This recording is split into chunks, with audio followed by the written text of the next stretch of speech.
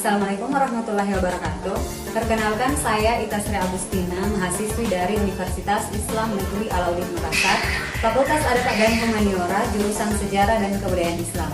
Pada kesempatan kali ini, saya akan membahas sedikit mengenai salah seorang penyebar agama Islam di Sulawesi Selatan, khususnya Kabupaten Bulukumba, yang bernama Datuk Ritiro atau Nurdin Aryani atau Abdul Jawad, yang bergelar Khatib Bungsu, yang berasal dari Kota Tangah Minangkabau, Sumatera Barat.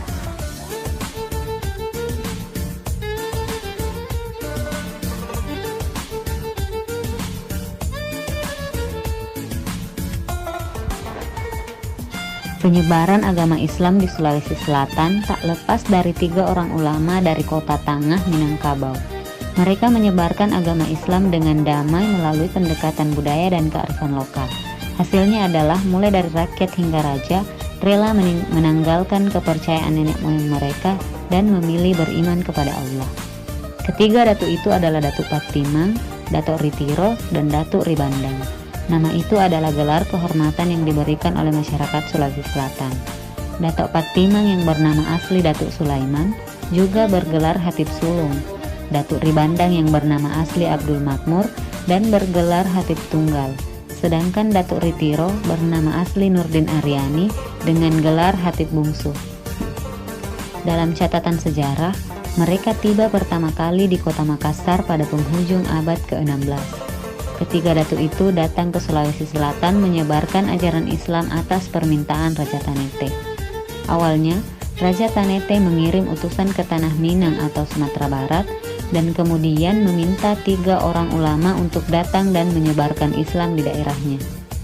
Ketiganya pun setuju mengembara ke Sulawesi Selatan dan mereka akhirnya berangkat, namun sempat singgah ke Giri sebelum akhirnya tiba di Pelabuhan Makassar. Setibanya di Makassar, ketiganya menyebar ke tempat yang berbeda. Pemilihan tempatnya berdasarkan keahlian ilmu agama yang mereka miliki dan disesuaikan dengan kondisi masyarakat yang akan dihadapi. Datuk Ritiro ditugaskan di daerah Bulukumba bagian selatan, Sulawesi Selatan. Datuk Ritiro yang menguasai ilmu tasawuf dianggap cocok berdakwah di daerah itu karena masyarakatnya masih kental dengan kepercayaan hal-hal yang berbau mistis. Datuk Sulaiman yang ahli ilmu tauhid menyebarkan agama Islam ke wilayah Luwu yang pada masa itu masyarakatnya masih menganut kepercayaan animisme. Sedangkan Datuk Ribandang yang ahli ilmu fikih diutus ke daerah kerajaan Goa Talo. Melalui dakwah damai yang menjunjung tinggi adat dan budaya, ketiganya pun berhasil membuat masyarakat percaya kepada Allah Subhanahu wa taala dan turut mengislamkan raja-raja di Sulawesi. Menurut sejarah, raja pertama yang masuk Islam adalah Raja Luwu, Lapatiware Daeng Parabu. Berdasarkan catatan sejarah lokal, Raja Luwu masuk Islam pada 15 Ramadan tahun 1013 Hijriah atau tahun 1603 Masehi. Menurut kisah yang diceritakan secara turun-temurun, pengislaman Raja Luwu berawal dari adu kesaktian. Datuk Ribandang yang berdakwah di Makassar juga berhasil mengajak Raja Talo untuk taat kepada Islam. Pada tahun 1605 Masehi, Raja Talo Imalingkang Daeng Manyongri Karaeng Katangka mengucapkan 2 kalimat syahadat. Dengan masuknya Raja Talo ke agama Islam, menurut sejarah sebelum bertemu dengan Dato, diawali dengan pertemuannya dengan orang tua yang menuliskan sesuatu di tangannya. Raja Talo pun masuk Islam dan berganti nama menjadi Sultan Alauddin yang tak lain adalah ayah dari Sultan Hasanuddin. Datuk Ritiro yang berdakwah di Bulukumba tak langsung mengajarkan Islam saat tiba pertama kali di Bulukumba. Datuk Tiro melakukan pemetaan sosial terlebih dahulu. Saat itu, daerah tempatnya berdakwah sangat kering dan tandus. Ia pun membuat mata air dengan menghentakkan tongkatnya ke tanah. Air pun keluar tak terbatas dan melebar membentuk anak sungai. Tempat ini berada di Hila-Hila Bontotiro, Kabupaten Bulukumba. Sejak saat itu, Islam pun mulai diterima dengan baik oleh masyarakat setempat. Sebelum wafat, Datuk Tiro sempat membangun masjid di samping mata air Hila-Hila pada tahun 1605 Masehi. Ketika ulama itu akhirnya memilih menetap di Sulawesi Selatan hingga akhir hayat mereka.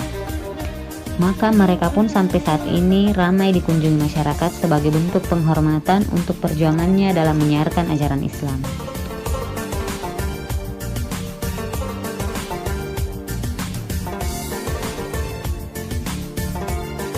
Ritiro bersama kedua saudaranya menyebarkan ajaran Islam di kerajaan-kerajaan di Sulawesi Selatan dan Kerajaan Bima di Nusa Tenggara. Datuk Ritiro yang merupakan ahli tasawuf menyebarkan ajaran Islam di wilayah selatan, yaitu di daerah Bantaeng, Bulukumba, dan Tandete, yang masyarakatnya masih sangat percaya dengan mantra-mantra dan juga sihir. Sedangkan Datuk Fatima menyebarkan ajaran Islam di wilayah utara, yaitu di daerah Luwu, Sopeng, dan juga Supah, yang masyarakatnya masih percaya dan menyembah dewa-dewa. Sedangkan Datuk Ribandang menyebarkan ajaran Islam di wilayah-wilayah tengah seperti Goa dan Talok, yang masyarakatnya itu sangat senang berjudi, menyabung ayam, dan juga minum minuman keras. Kemudian belakangan diketahui bahwa Datuk Ritiro dan Datuk Ribandang menyebarkan ajaran Islam di Kerajaan Bima di Nusa Tenggara.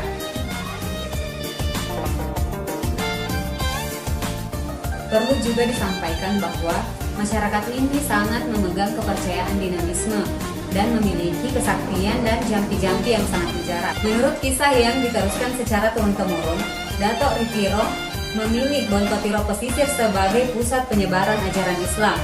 Daerah ini adalah daerah yang tandus dan juga berbatu. Untuk mencari sumber air, Datuk Ritiro menghentakkan tongkatnya ke tanah dan muncullah sumber air yang menganak sungai. Kemudian sungai ini diberi nama Sungai Salsabila yang mengambil nama salah satu sungai yang ada di surga.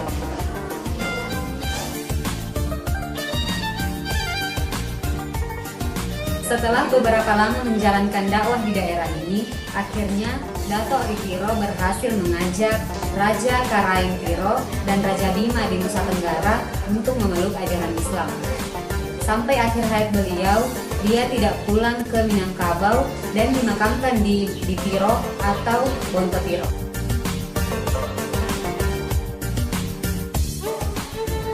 Itulah tadi yang sempat saya sampaikan mengenai Datuk Ritiro yang merupakan salah satu penyebar ajaran Islam awal di Sulawesi Selatan.